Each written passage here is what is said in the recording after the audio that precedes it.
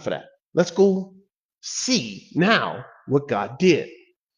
Where's God's? Kevin, you showed me Satan's, you showed me Adam's, now show me God's. God is right here. Look at what he said. Now remember what we're talking about. Why things don't get better. Here it is right here. Okay. So when we look at this, what do we say? Based on the scriptures, folks, I don't guess. Based on the scriptures, you got the world, you have these three segments, and here's heaven, the heavens, and the earth, and we have futility in these two, caused by two individuals. Just two. Two beings, one sin apiece. One sin, friends.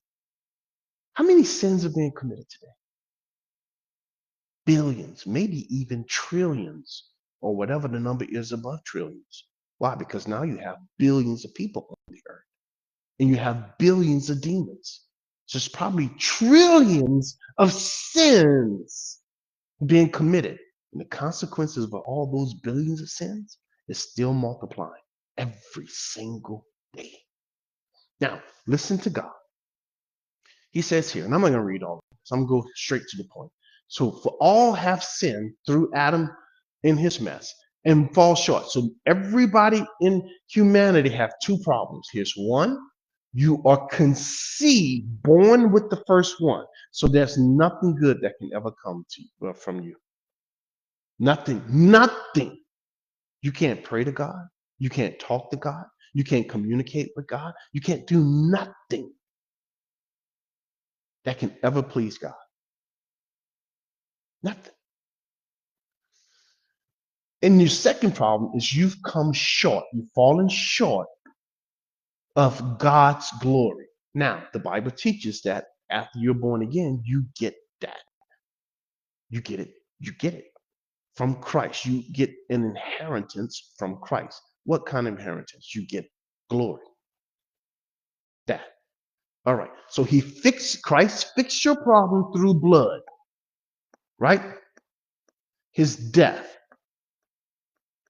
He fixed your second problem through resurrection. The glory of life, which is only in God. So you see what happened here. God is preaching the gospel to you right here. Now, what are we talking about? We're talking about futility. We know now in Genesis chapter 3 how futility came to the heavens. We know how futility came to the earth. Look at how it came to this area right here. How did futility get here when God is holy and God can't sin? How did it get there? Well, God allowed. You see, allowed versus actually doing something or causing something. Look at what he says. Now, I am justified. Who's justified? God. God is justified freely because of verse 23, the result of the blood and death and the resurrection of life, giving it back to the believer by his own grace. What did he do? It came through a redemption. And that redemption was in somebody. This was taking place in heaven. How do you know that? Because whom God set forth. When did he set him forth? He set him forth before creation. That's what the Bible teaches us. So when did this happen? It happened up here. Did it happen in the heavens? No. Did it happen on the earth? Only in the fullness of time. According to Galatians, in the fullness of time, Christ came born of a virgin, of a woman, under the law. That's when it happened, in the fullness of time.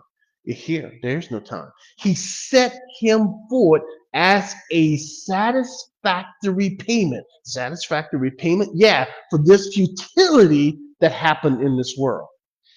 By his blood, that's the blood, through faith, when God was doing something, what?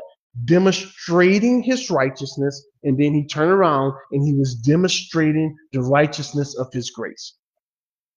So that's how futility got in the heaven. Now, let's wrap this up. Okay. Where was I going? Thinking. Romans 3. Oh, Romans 8. I had to think about where I was. All right, Romans 8. Here we go. Now, look at what happened. And this is what you have to get in your head, friends. And this is why God can't answer most of the prayers that's been prayed to him, because people are totally forgetting about the scriptures and what it actually teaches. For I consider that the sufferings, Paul is considering this. Paul thought long and hard about this because he had the same problems we had. Lord, don't you see what's going on? Zechariah, Haggai, and Habakkuk had the same problem. Lord, why? I see all this evil. What in the world are you doing? Of this present time are not worthy to be compared. So Paul got it. Paul got it. Once he understood what was happening, he said, hey, I strongly consider the sufferings that's happening right before my eyes. Have you considered that? But Paul had a second view. What was the view? The same view that was given to him over in Romans 3. The solution to the sufferings. What was that? That's the blood. What was that? That was the resurrection. That's the only solution. Are not worthy to be compared with what? The glory. So what did Paul pick up from God? Paul, you can't get rid of the suffering, dude. It'll never happen. But I do have glory waiting for you. Now, which shall be revealed in us, shall be. For the earnest expectation of creation. There you go. That's the creation. Eagerly await. Don't walk over this and replace that with the word earth. How many times have I heard people do that? They read into this verse what it doesn't say. It doesn't say anything about earth. It includes the earth, but it doesn't say earth. So stop doing that. What does it say? All of creation. What is all of creation? The world, which includes the heavens, and the earth. Waits for the revealing of the sons of God. So what is the world waiting on? The world. What is it waiting on? It's waiting till God come and get all of his children. When is that going to take place? After the millennium and the great white throne judgment. That's Revelation chapter 21 and 22. All right. So the world is waiting on that. For creation, how much of it? All of it. Creation, the entire world, everything that is created. What about it, God? Was subjected to fertility. I don't care how much you pray.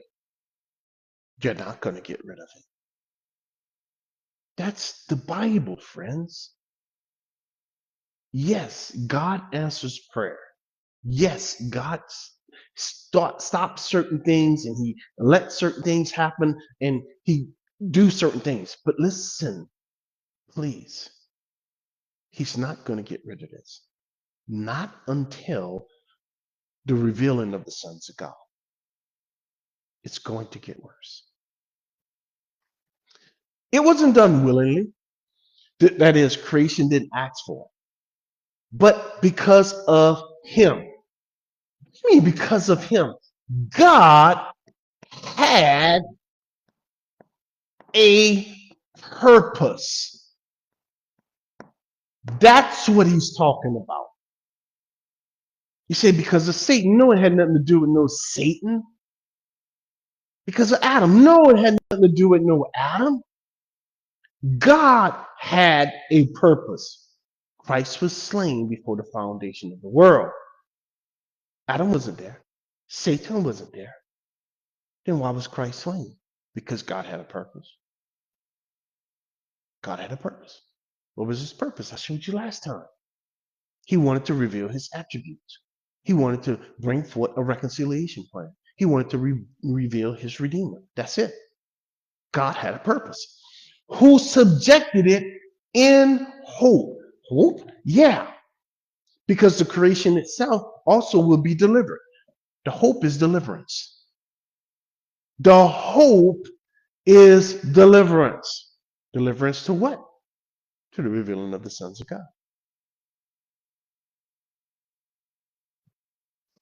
From the bondage of corruption, that is sin, that's what that is, into the glorious liberty of the children of God.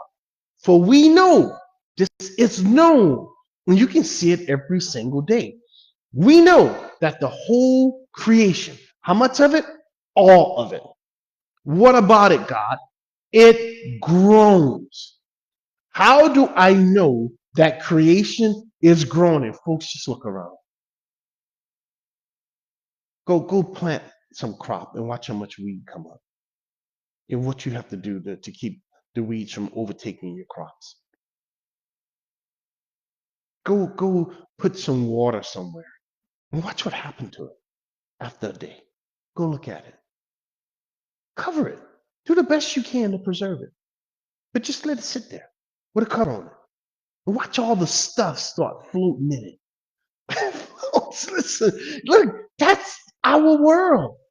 It's subjected to fertility from one sin.